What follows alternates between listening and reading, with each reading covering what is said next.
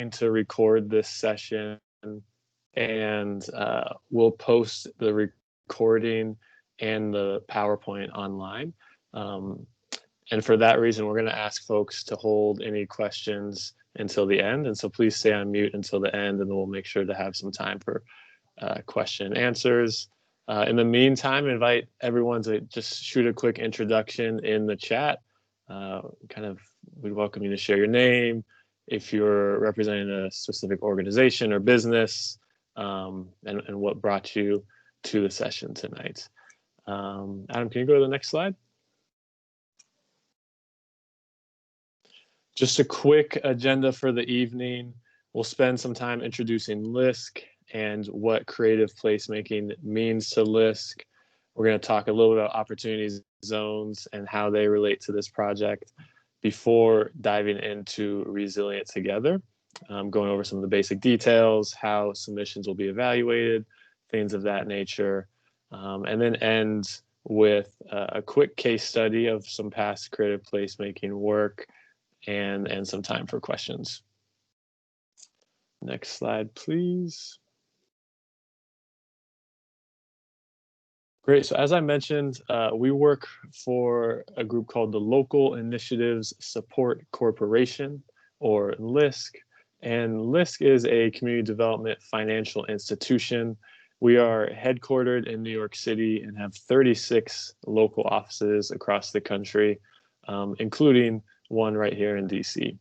And LISC has been working in DC neighborhoods for almost 40 years and in Ward 8 for nearly 30 years. And the true nature of our work is helping catalyze local initiatives. And so we provide capital and technical assistance support to individuals and communities that have historically not had access to the traditional financial system. And our mission is with partners and residents to forge resilient and inclusive communities of opportunity. Great places to live, to work, to do business, and to raise families. And so we do this through a few different realms. Housing is a big focus of ours, and sort of undergirded by this belief that housing is a basic requisite of life, that a safe, healthy, affordable home is a basic requisite of life.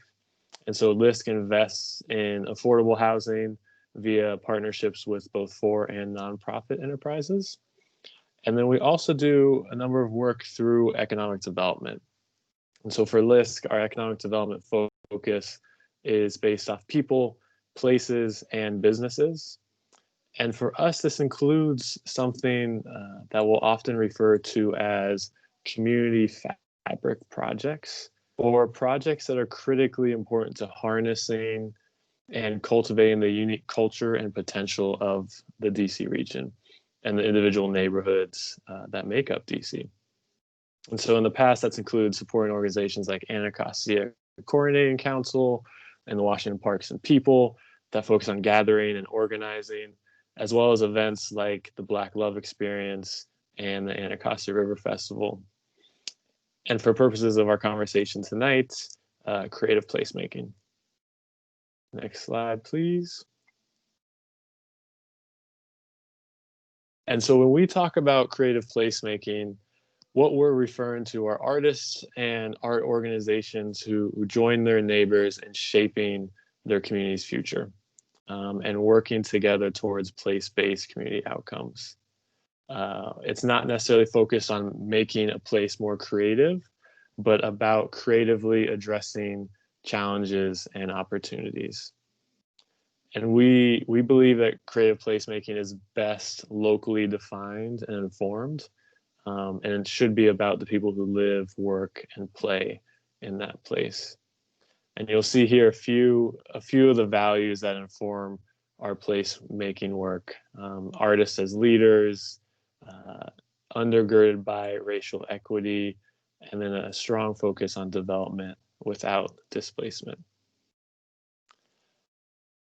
That's a little bit of background on LISC. Before we jump into Resilient Together itself, I want to pass over to Adam to share a little about opportunity zones and how those will play into this initiative. Thanks, Brian. Hey, everybody. My name's Adam Ken. I'm the Deputy Director for LISC here in DC. And one of the parts about this project and initiative is that we're really focused on Ward 8 and as well and neighborhoods and communities in and around what are defined as opportunity zones. And we just wanted to briefly touch on that tonight. Opportunity zones were created by the federal government a couple of years ago to help encourage investment in areas that had not previously seen a lot of investment, and so the district was basically was able to pick 25 different census tracts across the city to define as opportunity zones with the goal of helping to spur investment in those areas. And they've really set 4 priorities for work in these areas, and those are outlined in the slide here, which are delivering new neighborhood serving amenities, particularly when we're thinking east of the river. The emphasis on fresh fruit and grocery stores is a major city priority. Investing in growth opportunities for small businesses, particularly those led by underrepresented entrepreneurs, creating jobs, and then increasing affordable housing and middle-income housing. So we just wanted to flag that for everybody, just so they knew that this opportunity. If you want to learn more, you could check out www.ozmarketplace.dc.gov, which goes into way more detail on the program and also kind of projects. And if you're a small business owner or you're interested in learning more, we would suggest checking that out. We also just really briefly, given the world in which we're living in right now with a pandemic, a global pandemic, we wanted to just take like 30 seconds to just talk about some of the resources that exist for businesses and individuals during COVID-19. The DC government has a website that kind of compiles all of these potential resources. It's coronavirus.dc.gov, and if you click on the recovery or food tab, it breaks out a bunch of different programs. So it has support, potential support programs for businesses, and as well as housing options if people are struggling with rent, and other resources like food and utilities. So we just wanted to flag that real quick. So definitely check that out. If you have any further questions about that, feel free to ask about that during Q&A, or shoot Brian or I an email afterwards, and we're happy to put you in touch. And Brian, I'll kick it back over to you. Perfect. Thanks, Adam. So now we want to jump into Resilient Together itself as an initiative. And so this initiative started as a partnership between LISC DC, Cities of Service, a nonprofit based out of Johns Hopkins, and the DC Office of Planning. And as we were thinking through it, really, we thought about, the COVID-19 crisis, the ensuing economic crisis it has engendered, and really how it's reminded all of us of the historical and present racial inequities across our country, and across the areas of health, wealth, opportunity, and more. And what we've seen is small businesses, particularly those led by entrepreneurs of color, and the arts have been 2 industries hit the hardest. And so this initiative was really meant and designed to support both of those industries. And so a lot of this information may be things that you've seen in the call to artists. The initiative will give out 3 to 5 grants total. And each grant will be up to $5,000. Each submission should include one artist, at least one artist, and one small business. And we'll be looking to see projects that have demonstrated community engagement, and know that there may be some questions about that with COVID, and I'm really just hoping to see some creative thought and ideas around how best to engage with your community in the midst of a public health pandemic. Application deadline is December 1st, and we'll make sure to alert award winners before the end of the year, and then we'll look to each of those projects needs to be completed by the end of March of next year. Next slide, please.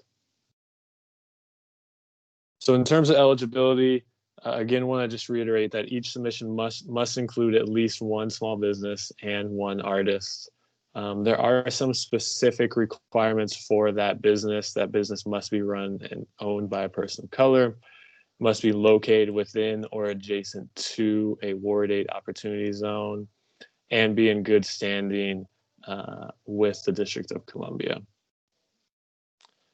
Other kind of important, one other thing I'll point out on this slide, we are open to projects across a variety of artistic disciplines. As we mentioned earlier in creative placemaking at LISC, there really is this belief that creative placemaking should be defined by the people, the artists, the community members who live in that place. And so that also includes both in-person and virtual projects. And that's something that we can answer questions about later on as well. Next slide, please. So in terms of how projects will be evaluated, we've got 4 key criteria that we'll be looking at: cultural development, community engagement, feasibility of execution, and catalytic impact.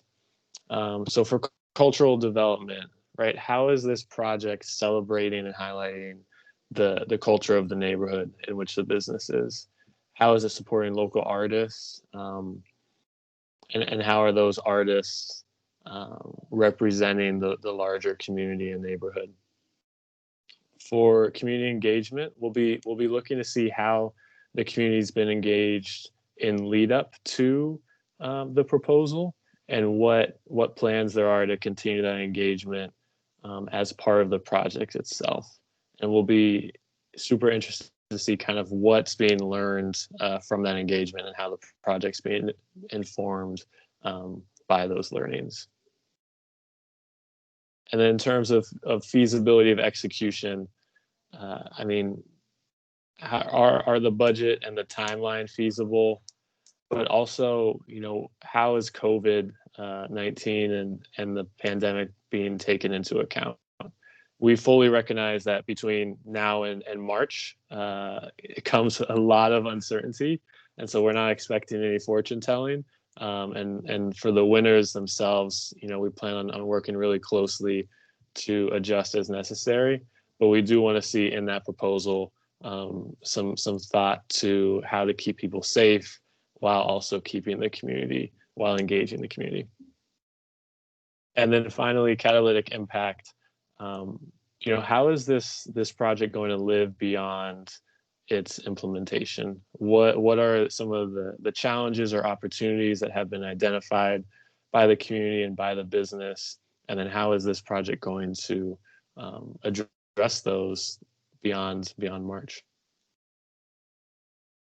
Next slide, please. And this is the last one on the initiative itself. Just a quick background on the application, and we'll get that link in the chat so everyone has it. There's 5 sections, kind of background on both the artist and business, some questions around the project narrative, as well as budget and work samples. A few things that our selection committee will be looking at. Artistic experience. So I think one thing we'll really be looking at, what past experience does the artist bring to the table that really demonstrates that what's being proposed is feasible. And that can be, there will be a chance to upload work samples. There will be a chance to link to websites, social media, etc. And so that's something that we'll hope to see in those work samples and here in the artistic experience. addressing community opportunities and or challenges. Again, our hope is these projects are deeply intertwined to the communities in which they're taking place. And so how is the project responding to community stated assets and needs? And then finally, long-term impact. What are going to be the long-term benefits to the business and the community? How is this project going to last beyond March? And so that is it for me. I think in this last slide, we want to talk a little bit about a case study of a creative placemaking project that LISC participated in the past. And for that, I'll throw it back to you, Adam. Thanks, Brian. And I actually think Valentina knows about this project as well through the group called, the former art group called the Sanctuaries. So this was a creative placemaking project or a placekeeping project here in DC in Ivy City in 2016, if I'm recalling correctly, where we worked, we put out a call for proposals to the city for creative ways to think about neighborhood change and elevating voices that are typically not heard when development comes to the neighborhood.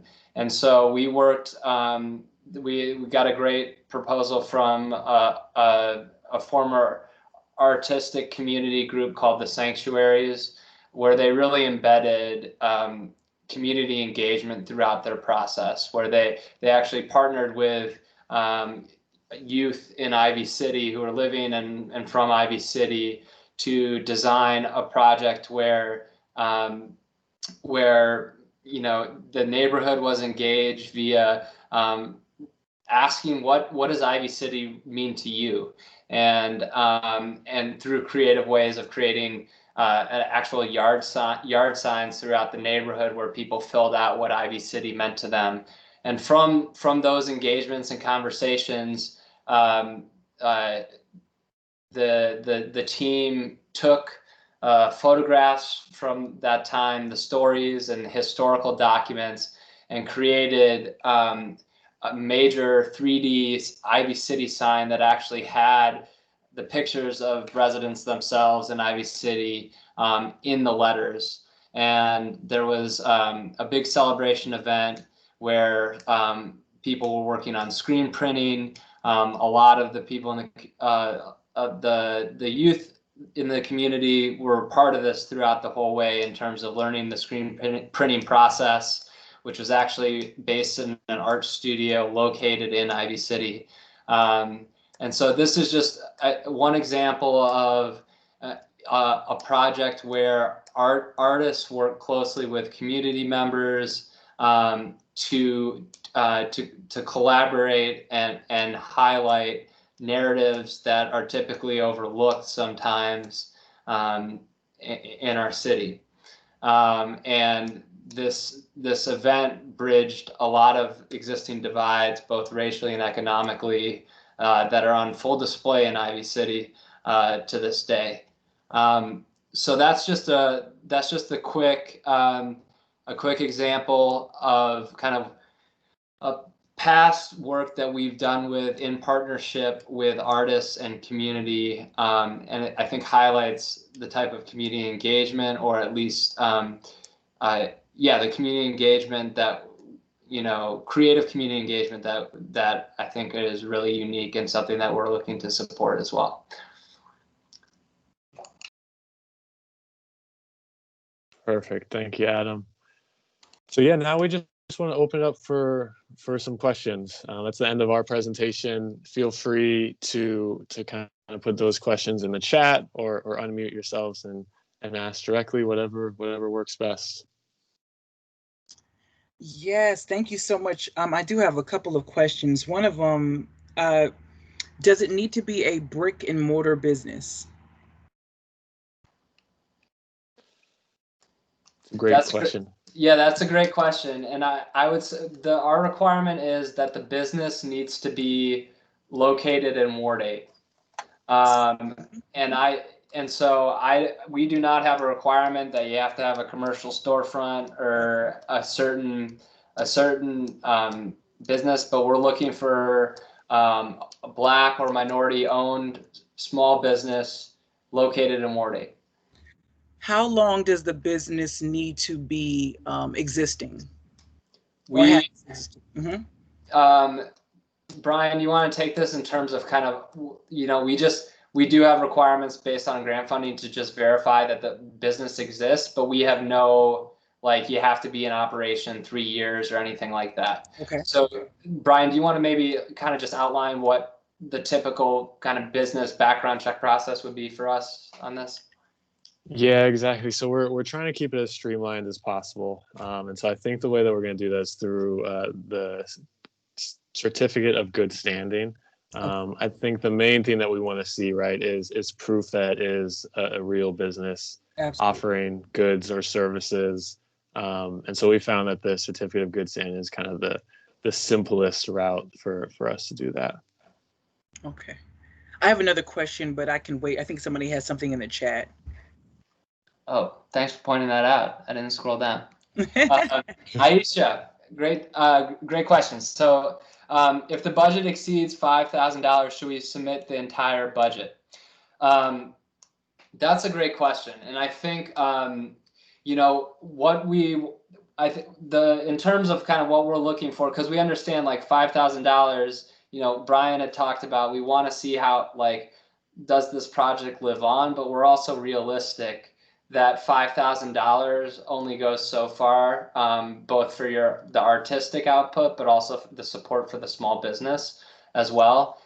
If it is a part of a broader project, we would definitely want to know about it in the application. So what I would suggest doing is submitting the budget for the entire project, but also splicing out or showing how the $5,000 from this initiative would contribute to that overall project. And then if we have follow-up questions, we'll reach out to you to get some clarification on that. And then second question is, can the business complete the application on behalf of both the business and the artist? We are fine with somebody in the collaboration taking the lead, but the artist and the business need to be identified together. And so you need to, what we're looking for is the business owner and the artist working collaboratively together to flesh out an idea. I mean, that's where we really want, think the secret sauce of, a small business owner's expertise and a creative, creative artist's expertise can create some really cool synergies. And so there's definitely somebody in that collaboration that can take the lead on submitting the application, but we will be looking for both how does this project support the small business owner during these challenging times, but also how does this help grow the artist's work and portfolio or support the artist as well. So it is definitely a mutual thing. Thanks for those questions. Mm-hmm. So the project needs to it needs to bring awareness to the business, but it needs to be done in a creative way. It doesn't necessarily need to be a performance or a visual piece of artwork. Okay. Yeah, Brian, you want to take that? Okay. Yeah, exactly. And I think that's where we're trying to leave it as flexible as possible. One of the challenges we've heard a lot from local small businesses in this time is adjusting to a COVID and largely virtual environment, whether that be online presence, whether that be how to create an experience for your customers in the same way, or to best mimic what would be an in-person experience. And so we're very open to kind of within that partnership, within what the business is saying that they need and some of the challenges they're facing, a wide range of creative solutions. Okay. What does it mean to be adjacent? Because my business borders Ward 8, and we're in need as well, and I'm a creative. So how does that work? Can two things exist in the same person? And also, what is adjacent? Yeah, that's a great question. So it has to be located, the business has to be located in Ward 8. Okay.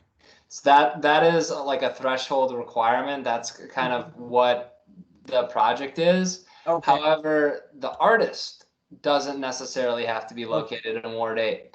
So I think we want to make it targeted to Ward 8, but we're also, I think, we're more flexible on the artistic side of things. But this is really targeted to supporting Ward 8 businesses. Okay. And if you are an artist that is interested in pursuing this program, but maybe needs some leads on potential small businesses to work with, you should feel free to reach out to us, and we can refer you to some of the small business development organizations that work in broader Ward 8, who could maybe serve as a matchmaker. We're not going to be serving as a matchmaker because we want to stay away from that, but we're happy to provide a couple names of overall small business support work that you could then kind of take and run with. So is there anyone that particularly has most of the creative control, or I go to the business and say, oh, we can work together, we have a $5,000 budget? Is that how it goes, or?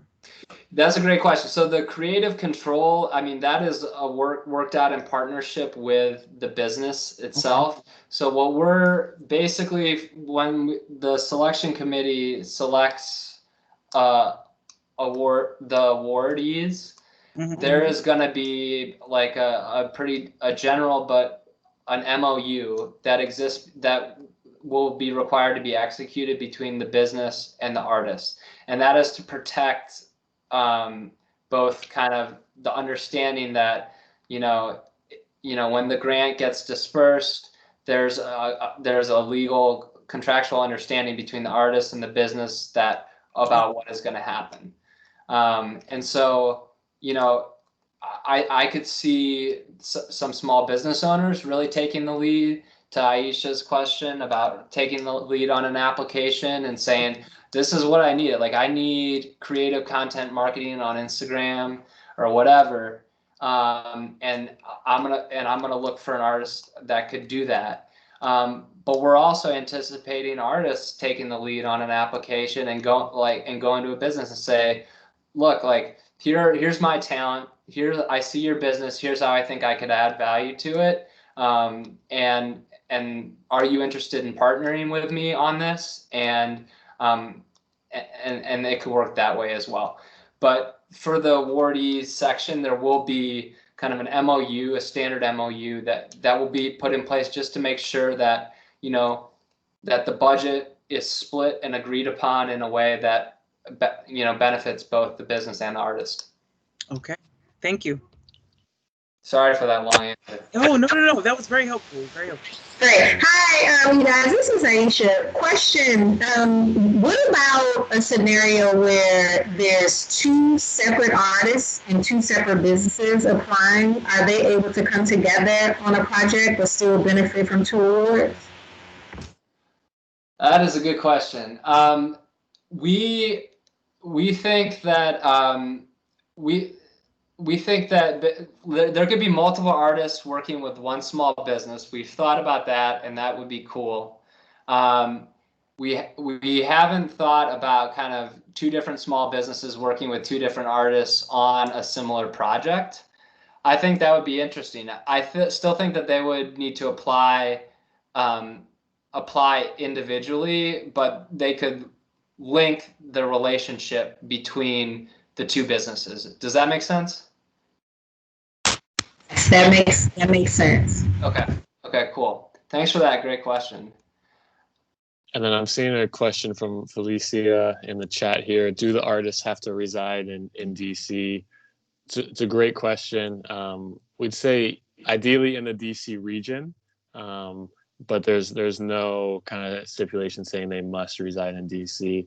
I'd say again, kind of there is that focus on the community engagement side, and so that's going to be a really important part of the project, is showing how the artists and the business have kind of engaged a larger community, but no residential requirements for the artists themselves.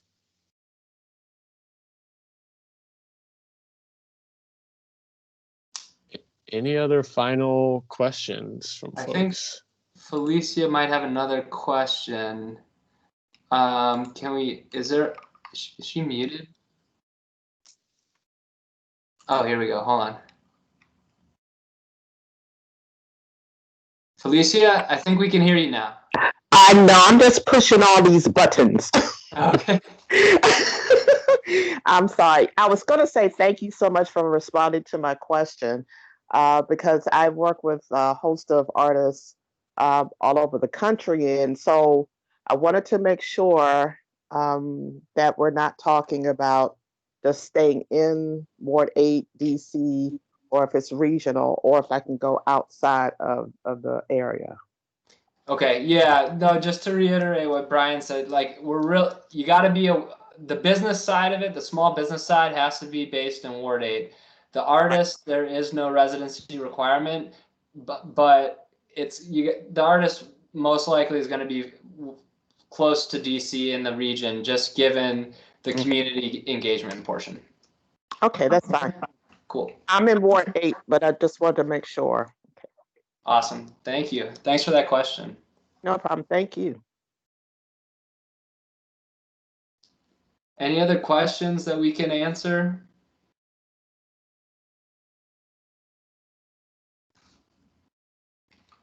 Great. Well, thank you again, everyone, for joining us. We really appreciate dealing with all the last second technical challenges and these great questions. I mentioned this at the start, but the webinar and the PowerPoint will both be posted on our LISC DC website. Give us till Monday to get that up there. But in the meantime, you all should have my email. Also put it again in the chat here, as well as Adam's. Feel free to reach out to us with any questions, and we'll get back to you. Thank you. Thank you.